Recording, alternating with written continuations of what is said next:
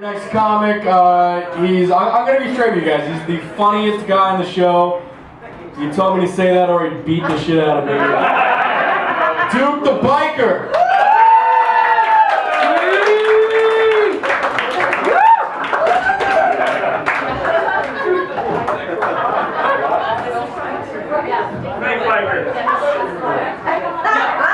Wow.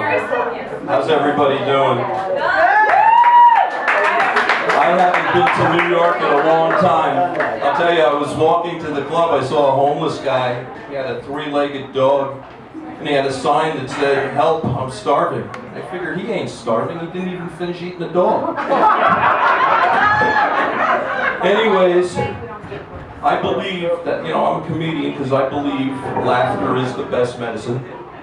Unless, of course, you're suffering from erectile dysfunction. Alright,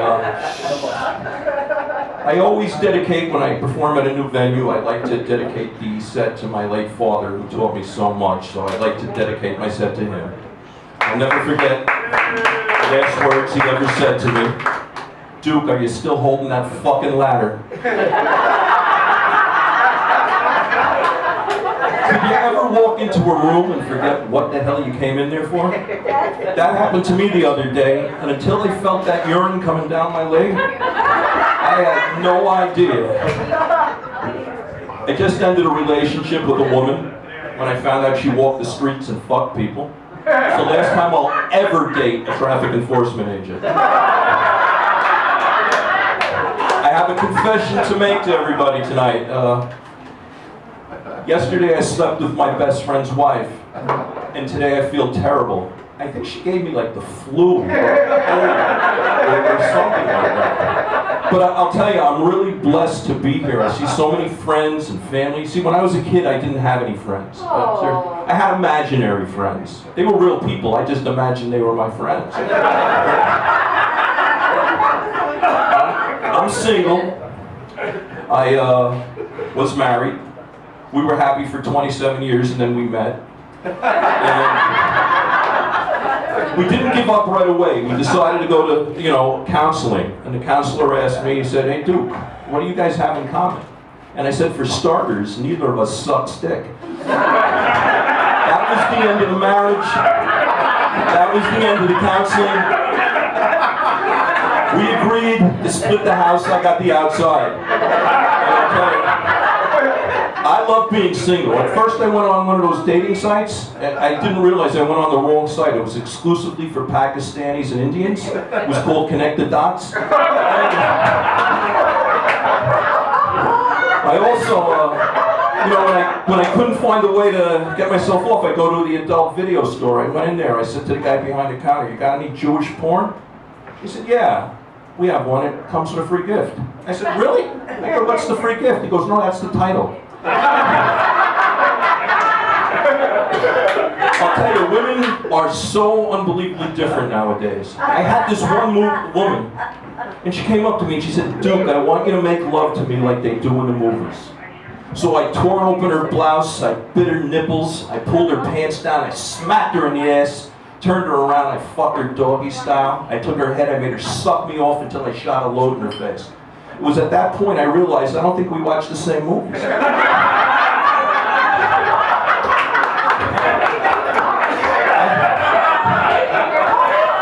I had another woman who was in bed with me, and she told me, she says, "Duke, after I have an orgasm, I like to kiss and cuddle until I fall asleep. What do you do?" I said, "Usually I delete my browsing history and flush the tissues down the toilet."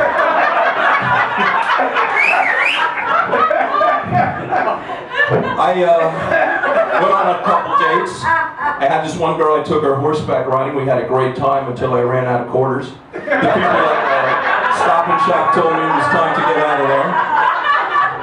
I was dating this blind girl. I'm not really dating, I was having an affair with her. And I'll tell you, the hardest part about having an affair with a blind woman is trying to get her husband's voice down pat.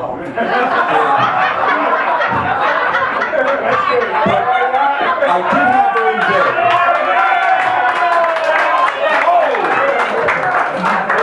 I did have her in bed, and she told me that I had the biggest penis she ever felt. And I thought she was pulling my leg. But on another date, I took this woman to Coney Island. We went on the Cyclone. The woman wouldn't shut up. She screamed for so long and so loud, like she never saw a penis before. I'll tell you, I had one woman, I took her out on a date. On the way home from our first date, she told me she didn't want to see me anymore. I wasn't man enough for her. So what could I say? I told her I understood, and I thanked her for walking me home. It was just Memorial Day. I love the holidays, the barbecues. My favorite holiday was always Halloween. Me and the ex, we used to go in the same costumes. She would go as a brick, I would go as a bricklayer. One year she told me she wanted to switch things around. She goes, you know, I want to go as a Rastafarian. She goes, and I want you to do my hair. Let me tell you, I was fucking dreading it. Tell you something else, the worst holiday? Christmas, by far. Every year I used to work my fingers to the bone to put presents under the tree for everyone. And every Christmas day, that fat fuck with a beard would take credit for everything. But let me tell you something, I was responsible in a way. I married her, so... I had, took my two young boys to Hershey Park. I went into the guy behind the motel desk. I pointed to the kids. I said, I hope the porn is disabled. He says, it's normal porn, you sick fucking bastard.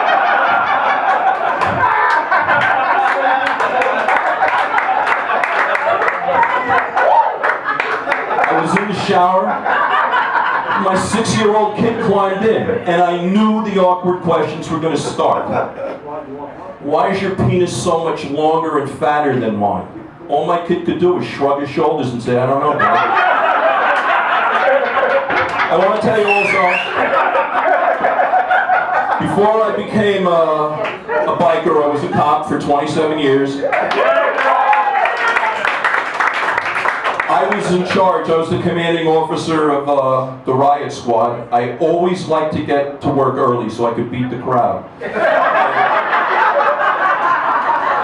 One of the greatest calls I ever had is I was patrolling down a residential neighborhood and I saw a car parked. Lights were off. I approached the car. I saw a guy and a girl in the back seat. They were giving each other oral sex. I wrote the bastard for doing 69 and a 30.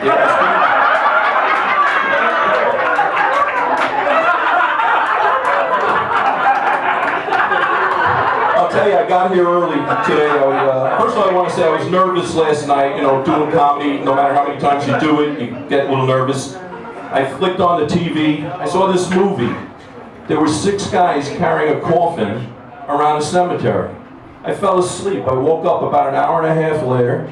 Same 6 guys were carrying the same coffin around the same cemetery.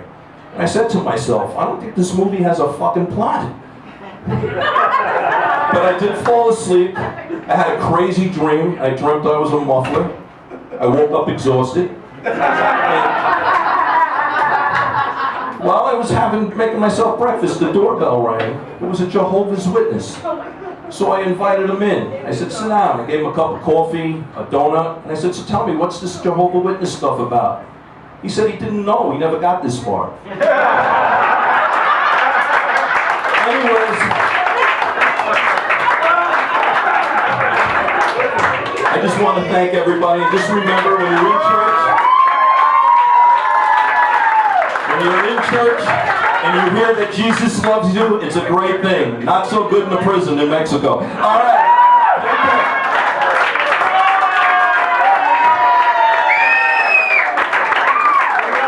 Duke, everybody.